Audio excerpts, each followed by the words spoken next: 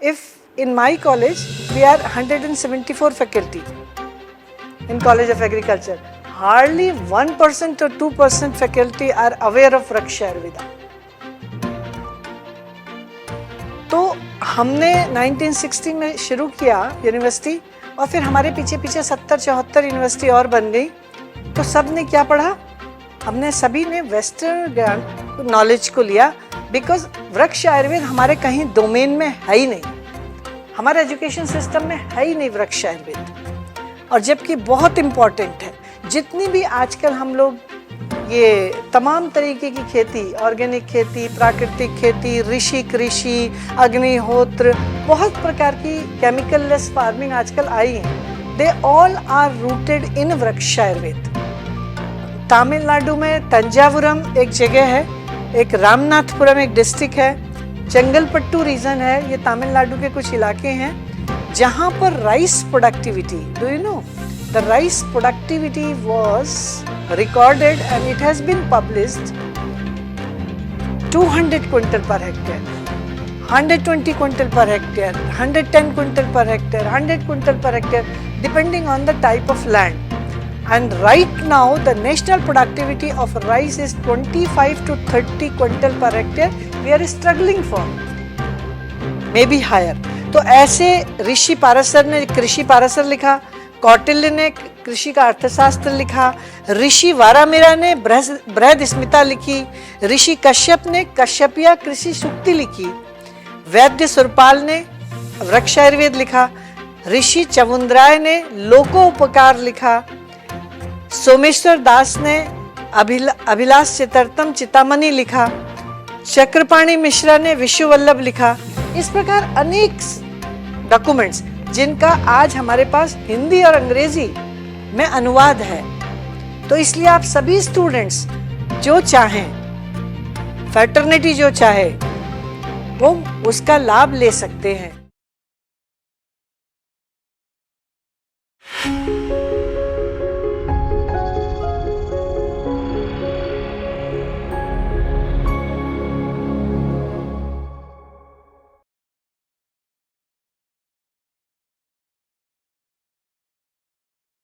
My pleasure, and I am really privileged to be here to deliver such an important topic, which is the need of hour, I think.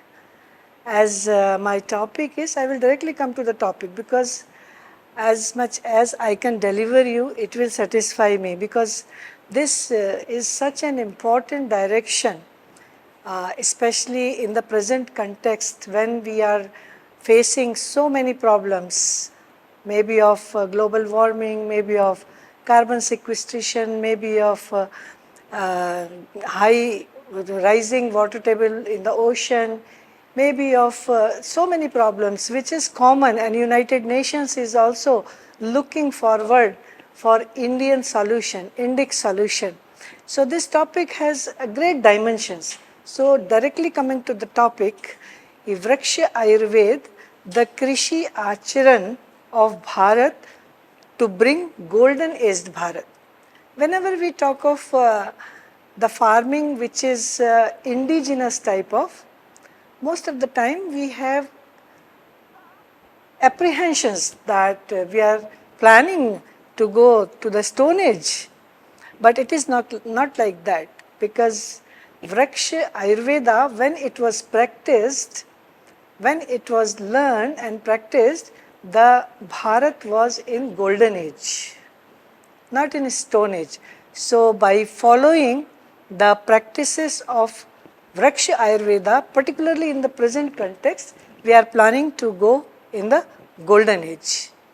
So as the word speaks, Vriksha Ayurveda, Vriksha means tree or related to agriculture, horticulture, forestry, Ayurveda, आयु का विज्ञान, वेद mean विज्ञान, आयु mean आयु, life, तो science of plant life, आयु का विज्ञान पेड़ों का, पेड़ों की आयु का, वृक्ष की आयु का, फसल की आयु का विज्ञान इस वृक्ष आयुर्वेदा। तो ये हमारा भारत का दर्शन है, ये हमारे भारत का एक संस्कार रहा है वृक्ष आयुर्वेद, और इसके अकॉर्डिंग फिर जीवन शैली भी बनती है। तो आज जितनी भी ये प्रॉब्लम्स हैं, बायोडाइवर्सिटी कम होना, कार्बन सिक्विस्ट्रेशन ना होना, जमीन में कार्बन का कमी होना, whatever we have discussed, ये बाहर एकदम से नहीं हो गए। पहले कहाँ पर होती है कोई भी चीज़? हमारे अंदर होती है, संस्कार में होती है, आचरण में होती है, फिर वो बाहर होती है। इसका मैं एक छोटा सा एक लाइन में आपको समराइज करूँगी, फिर हम आगे सब्जेक्ट मैटर की तरफ बढ़ेंगे। कि जैसे हमारा बिलीफ सिस्टम होता है वैसा हम परसीव करते हैं, और जैसे हम परसीव करते हैं वैसे हमारी दृष्टि बनती है चीज़ों को। जैसे हम नज़रिया से कहते हैं ना, नज़रिया, तो जो हमारा नज़रिया होता है उससे हमारी दृष्टि बनती है, और जैसी हमारी दृष्टि होती है वैसे हमारा एटीट्यूड बनता है, वृत्ति बनती है, और जैसे हमारी वृत्ति बनती है, एटीट्यूड बनता है, वैसे हमारी कृति होती है, एक्शंस होते हैं। And when we repeat those actions, हमारी जब कृति बार बार हम वो काम करते हैं तो वो हमारा संस्कार बनता है, और जो हमारा संस्कार बनता है वो हमारा संसार बनता है।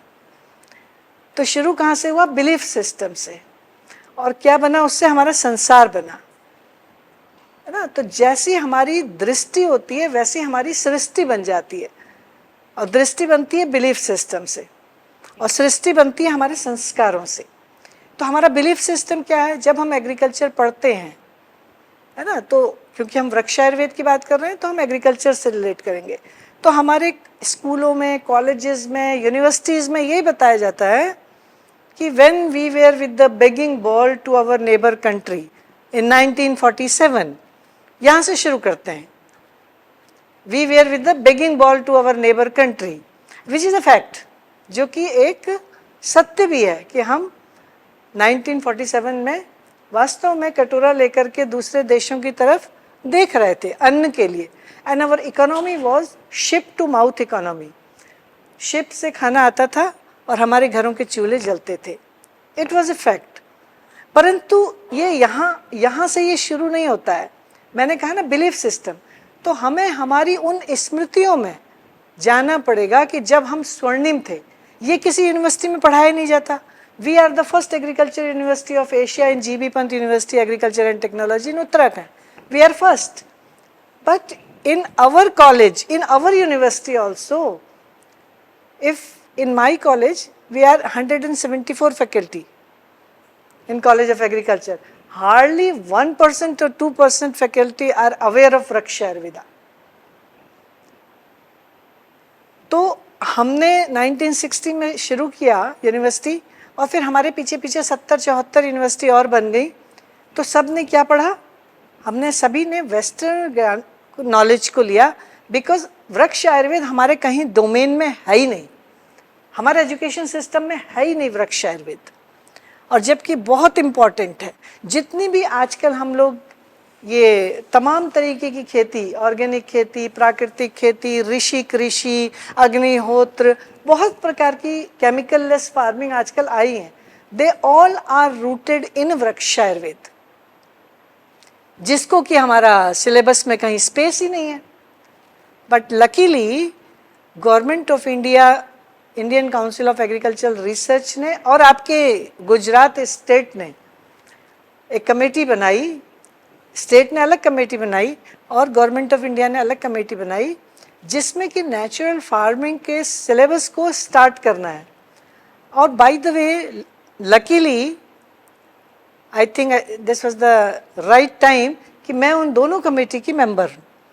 तो I tried my level best to induce all this knowledge of Vriksha Ayurveda in the syllabus of BSc Natural Farming, MSc Natural Farming and PhD Natural Farming, which is going to be introduced very soon, maybe in next academic session. तो वो syllabus हम बना के hand over कर चुके हैं government को, और काफ़ी एडवांस स्टेज पर है, and from next academic session it will be in our course. This is a really a joyful thing कि हमारी जनरेशन्स हमारे अपने नॉलेज को वृक्ष Ayurveda, which is very important.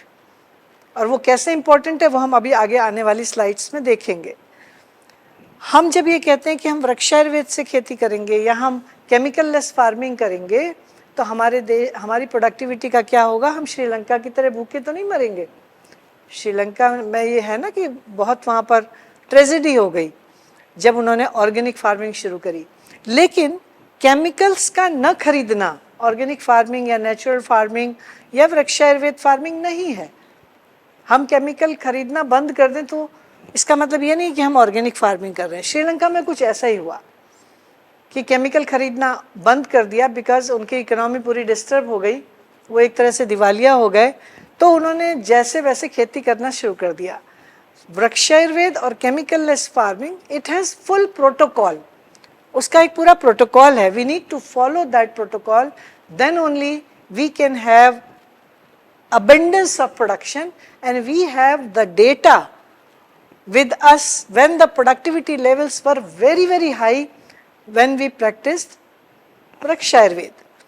एक तमिलनाडु में तंजावुरम एक जगह है, एक रामनाथपुरम एक डिस्ट्रिक्ट है, चंगलपट्टू रीजन है, ये तमिलनाडु के कुछ इलाके हैं जहाँ पर rice productivity, do you know, the rice productivity was recorded and it has been published 200 quintal per hectare, 120 quintal per hectare, 110 quintal per hectare, 100 quintal per hectare depending on the type of land. And right now the national productivity of rice is 25 to 30 quintal per hectare. We are struggling for 25 से 30 quintal productivity in spite of all advanced technology and all we are getting. And we had data of the time when the Vraksh Ayurved was practiced, the productivity level was up to 200 quintal of per hectare. And there was huge diversity, biodiversity of rice, which we have lost in due course of time. तो और ये भी ऐसा नहीं कि ये बस कहीं एक खेत का डेटा हो। जो चेंगलपट्टू में 1760 का डेटा है, 2000 खेतों का सर्वे है, उसके बाद में जो प्रोडक्टिविटी लेवल निकले वो 200 क्विंटल पर हेक्टेयर के हिसाब से। तो सच ए हाई लेवल प्रोडक्टिविटी लेवल्स, लेकिन हमें अपने प्रोटोकॉल तो पूरे करने पड़ेंगे, बिना विधि के तो सिद्धि मिलती नहीं। जब हमारे सारे प्रोटोकॉल्स पूरे होंगे, that we need to learn. तो इसलिए बहुत ज़रूरी है कि हम उन प्रोटोकॉल्स को फॉलो करें, लर्निंग करें, ट्रेनिंग करें, उसका पॉपुलराइजेशन करें, and then we can harvest good yield, not only in case of cereals but pulses, fruits, vegetables, flowers, what not. I will be telling you the kind of technologies we are having in each and every area of agriculture. So and if we see our GDP, we were talking in the parallel session, one of the parallel session which is going on, the GDP. हमारे देश की GDP पुराने समय में 1800 AD का उठा के देखें, 1 AD से 1800 AD तक हमारी GDP was around 34%। इंडिया की सकल घरेलू उत्पाद GDP it was around 34%, और ये हमारी आज़ादी तक आते आते आते ये केवल 1.7% रह गई। हम सारी चीज़ों का निर्यात करते थे। हमारी जो इंडस्ट्रीज थी, आप देखिए टेक्सटाइल इंडस्ट्री के लिए कॉटन हमारे यहाँ से जाता था, टेक्सटाइल इंडस्ट्री हो गई, स्पाइस इंडस्ट्री हो गई, स्पाइस का एक्सपोर्ट होता था, मेडिसिनल एरोमेटिक प्लांट्स का एक्सपोर्ट होता था, टबैको का एक्सपोर्ट होता था, जूट का एक्सपोर्ट होता था। तो इतनी 10 से ज़्यादा इंडस्ट्रीज थी जिसका कि रॉ मटेरियल हम एक्सपोर्ट करते थे। तो अगर हम एक्सपोर्ट कर रहे थे इतना ज़्यादा, और ये सब एग्रीकल्चर बेस्ड, तो इतना बड़ा एक्सपोर्ट हम बिना उन क्रॉप्स के बढ़िया एग्रीकल्चर टेक्नोलॉजी के नहीं कर सकते थे। दिस इज द प्रूफ कि हमारे पास agriculture technology was very much refined. That is why we were able to make such a nice export across the world. और हम, पता है आपको, पैसे नहीं लेते थे, क्योंकि हमारे यहाँ पर एग्रीकल्चर का जो ट्रेड था वो एक तरह से पैसे लेना मना था। हम दुनिया से पैसे नहीं लेते थे, हम लेते थे उनसे सोना, भारतवर्ष सोना लेता था, and that is why we were known as golden bird. हम सोना लेते थे। तो हम कभी भी, भारतवर्ष कृषि प्रधान देश नहीं था। हम, आपको अलग अलग फोरम पर सुनने को मिलता होगा कि भारतवर्ष एक कृषि प्रधान देश था। This is partly true, not fully.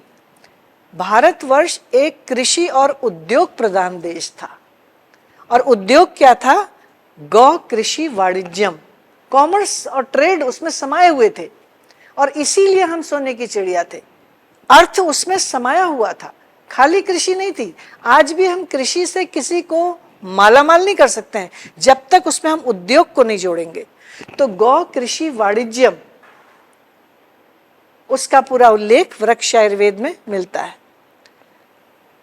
और धीरे धीरे जिन जिन देशों की जीडीपी इनविजिबल थी, अगर हम ग्राफ में प्रेजेंटेशन लाई थी, वो संभव हो नहीं पा रहा है, तो जीडीपी हम देखें, जब भारत की यहाँ पर आ रही है 34-35%, लेकिन यूके और यूएसए की दिख भी नहीं रही है कहीं पर उस ग्राफ में, वो धीरे धीरे उनके ऊपर होकर हम आ गए नीचे 1.7 पर 1947।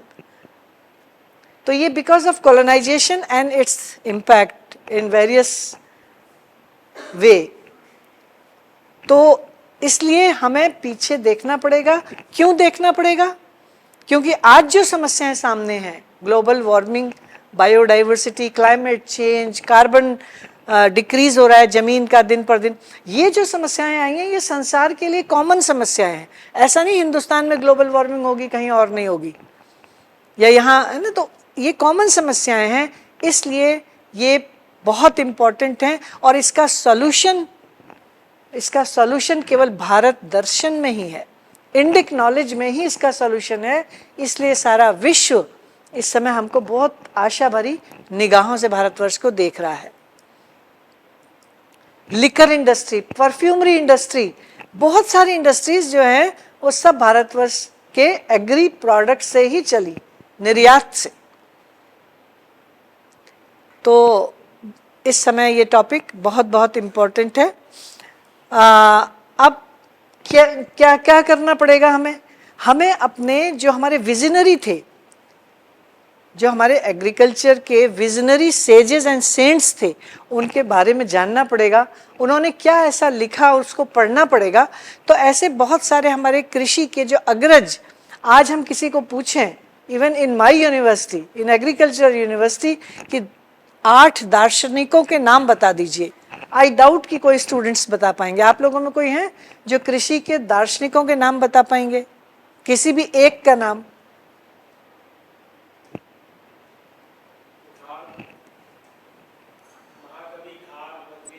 घाघ बड्डी तो बहुत बात की बात है। घाघ बड्डी ने भी कहां से सीखा? हमारे जो अग्रज थे ऋषि पारसर, जिन्होंने 400 बीसी में कृषि पारसर लिखी। ऋषि पारसर ने 400 बीसी में कृषि पारसर लिखी, और उस किताब का अगर आप कंटेंट देख लें तो आज जो हमारी किताब पढ़ रहे हैं, हम बीएससी एजी वाले बच्चे पढ़ रहे हैं, हार्डली 10% का उसमें फर्क होगा। जो किताब उस समय विश्व की पहली टेक्स्ट बुक 400 बीसी में, जिसमें plant production, protection, sowing, rainfall prediction, everything is there, because Rishi Parasar was a great astronomist, he was astrologist, he was well expert of plants. तो multidisciplinary approach, एक चलती फिरती इंस्टीट्यूशन ऋषि पारसर होते थे। और आज कितना कंपार्टमेंटलाइजेशन है कि वेजिटेबल साइंस का स्टूडेंट हॉर्टिकल्चर में नहीं बन सकता प्रोफेसर, हॉर्टिकल्चर वाला स्टूडेंट वेजिटेबल साइंस को नहीं दे सकता। दिस इज ऑल, इसका कोई आधार नहीं है। मल्टी डिसिप्लिनरी अप्रोच कहते तो हैं हम, और वो जब एक ही व्यक्ति में होती थी उस वक्त में। ऋषि Surpal was a Vaidya, doctor था वो, लेकिन उसने वृक्ष आयुर्वेद लिखी। See the multi disciplinary aspect. वैद्य सुरपाल ने वृक्ष आयुर्वेद की पूरी किताब एक लिखी। वैसे तो वृक्ष आयुर्वेद क्या है कि अलग अलग समय पर अलग अलग जगह के बहुत सारे ऋषियों ने जो कृषि के ग्रंथ लिखे, उसमें वृक्ष आयुर्वेद चैप्टर लिखा अलग अलग समय पर। जैसे ऋषि कश्यप ने लिखा, ऋषि सरंगधार ने लिखा, चक्रपाणी मिश्रा जी ने लिखा, ऐसे बहुत सारे ऋषि हुए जिन्होंने समय समय पर बुक्स लिखी और उसमें वृक्ष आयुर्वेद लिखा। लेकिन ऋषि सुरपाल या वैद्य सुरपाल जी ने 1000 वर्ष पहले, आज से 1000 वर्ष पहले वृक्ष आयुर्वेद नाम का पूरी पांडुलिपि लिखी, और उसमें उन्होंने मतलब कोई विषय ऐसा छूटा नहीं है जो उसमें ना हो, कृषि और कृषि से संबंधित। और आपकी जानकारी के लिए मैं बताना चाहूंगी कि ये जो वृक्ष आयुर्वेद की हमारी पांडुलिपि है, ये आज भी उपलब्ध है इस संसार में, भारतवर्ष में नहीं है। भारतवर्ष की किताब भारतवर्ष में नहीं है, ये पाम लीफ पर लिखी हुई किताब इंग्लैंड में ऑक्सफोर्ड यूनिवर्सिटी की बोडलियन लाइब्रेरी में सुरक्षित रखी है, हमारे पास नहीं है। और उसमें पूरा वृक्ष आयुर्वेद लिखा हुआ है। तो एक महानुभाव, बहुत वो आजकल के, मैं उनको मॉडर्न सुरपाल की संज्ञा दे सकती हूँ, doctor Yashwant Laxman Nene, doctor YL Nene. वैसे तो वो इलिनॉइस यूनिवर्सिटी से पढ़ के आए थे, पंतनगर हमारा जो विश्वविद्यालय which is the harbinger of green revolution, उनके हमारे वहाँ पर उन्होंने 14 बरस काम किया और बहुत लॉरल्स लाए यूनिवर्सिटी के लिए, because he was really genius person and well known agriculturist of in the field of pathology. तो उन्होंने बहुत काम किया था। लेकिन जब वो पढ़ते थे कहाँ, इलिनॉइस में, अमेरिका में, तो उनके प्रोफेसर ने एक बार उनको पूछा कि आप हर वक्त अपने भारतवर्ष की बहुत चर्चा करते हो, और आपके भारतवर्ष का जब हम संसार के पूरे एग्रीकल्चर का रिव्यू करते हैं तो कहीं कोई कंट्रीब्यूशन नहीं है। तो उनको बहुत खराब लगा, ही फेल्ट वेरी बैड, क्योंकि उनको पता था कि हम कृषि और उद्योग के नाते सोने की चिड़िया थे। लेकिन कैसे थे, ही कुडंट एक्सप्लेन। लेकिन वो जैसे एक तीर लग जाता है ना, वो उनके तीर लग गया। और 1960 में ही कंप्लीटेड हिज PhD इन इलिनॉइस, और उसके बाद उनको पंतनगर में बुला लिया गया इनविटेशन डाल के कि आप यहाँ आओ, ज्वाइन करो एज ए असिस्टेंट प्रोफेसर और यहाँ की सेवा करो। ऐसे होता था पहले। तो वो अपना थीसिस जमा करके पंतनगर आ गए और उन्होंने वहाँ पर 14 साल काम किया। और उसके बाद में इक्री सैट है एक हैदराबाद में, I don't know how many of you are aware of ICRISAT. It is a international crop research institute for arid and semi arid areas.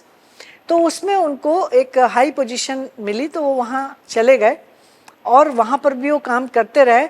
इन 1994 उनको इस वृक्ष आयुर्वेद का पता चला। उनके मन में हमेशा खोज रहती थी, हमेशा उनके चलता रहता था कि वो कहाँ है। मेरे को इतना हर्ट होना पड़ा कि मैं बता नहीं सका अपने देश का कंट्रीब्यूशन। तो 1994 में ही came to know that the Vriksha Ayurveda has been translated into German. तो उन्होंने फिर अप्रोच किया कैसे भी करके बोडलियन लाइब्रेरी में, ऑक्सफोर्ड यूनिवर्सिटी में, और उन्होंने उसकी फ़ोटोकॉपी वहाँ से हासिल करी।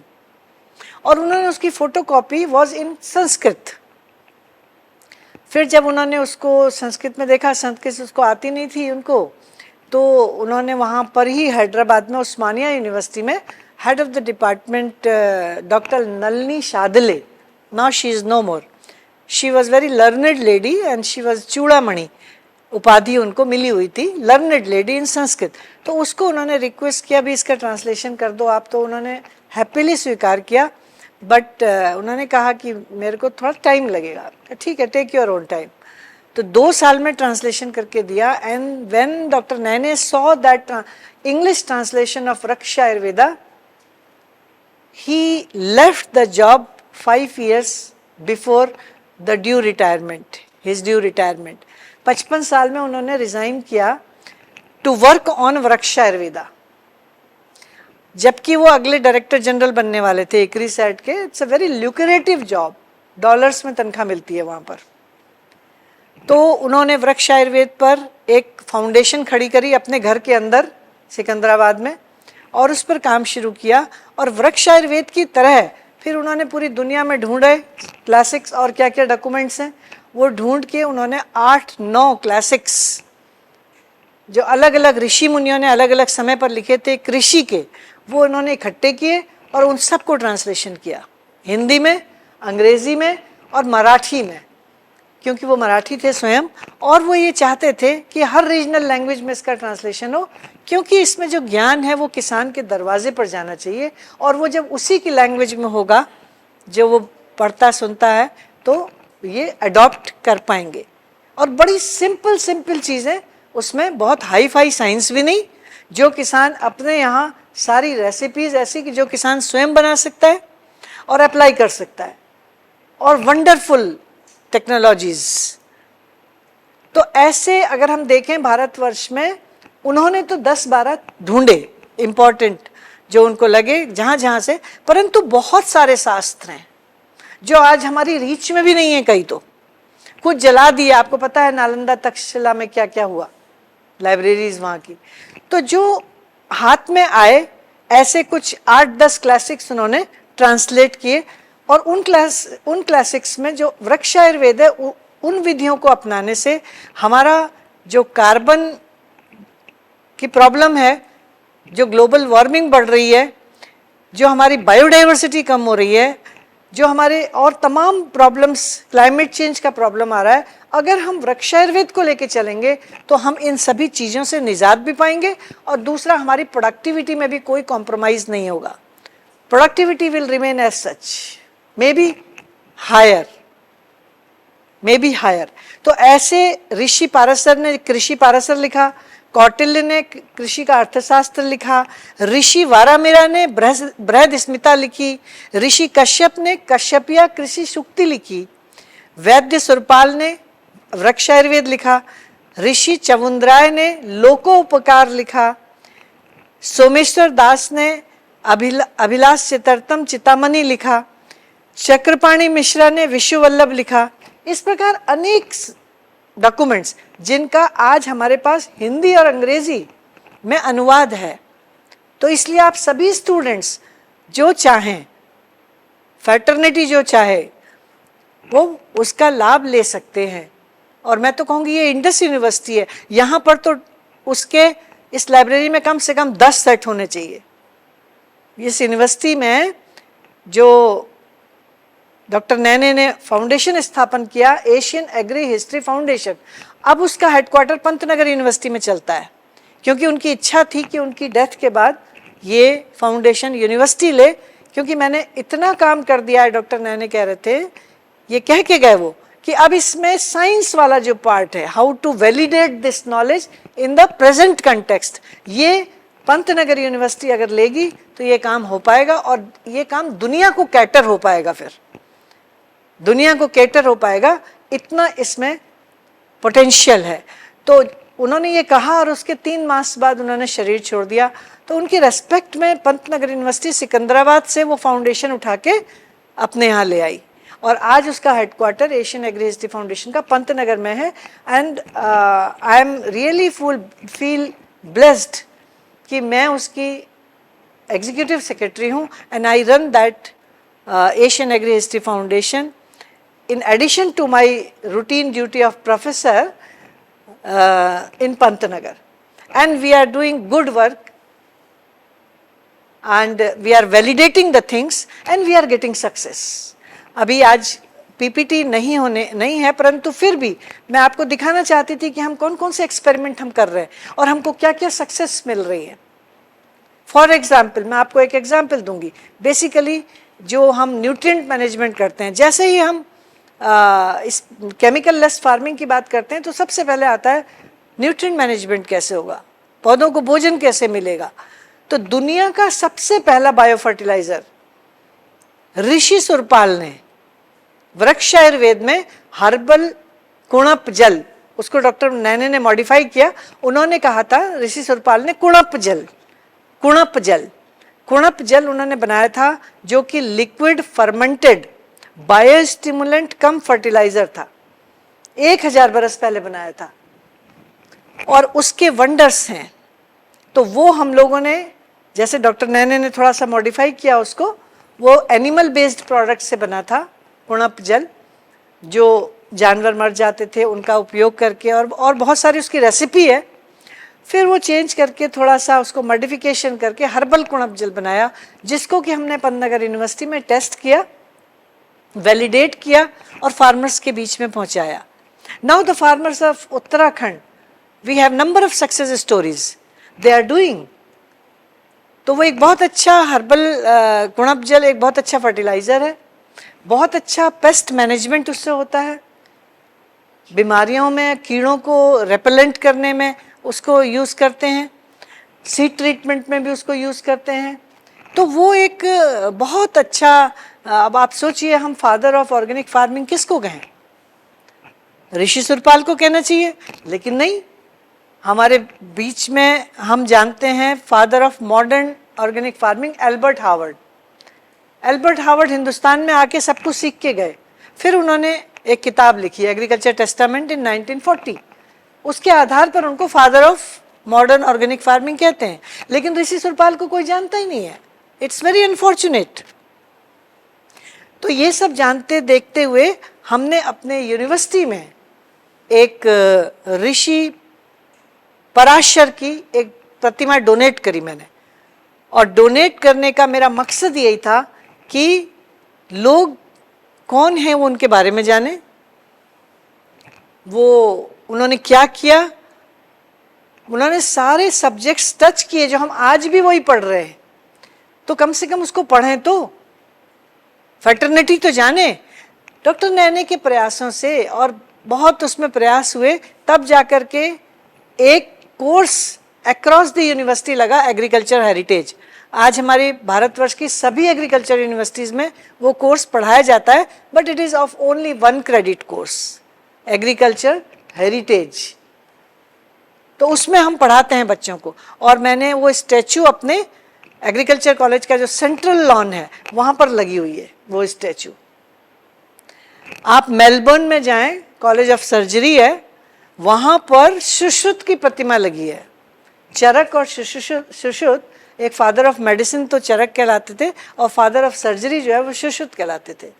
उनकी प्रतिमा ऑस्ट्रेलिया में मेलबर्न में लगी हुई है, और हमारे यहाँ किसी को चरक और सुश्रुत के बारे में ज़्यादा पता भी नहीं होगा कि उन्होंने क्या किया।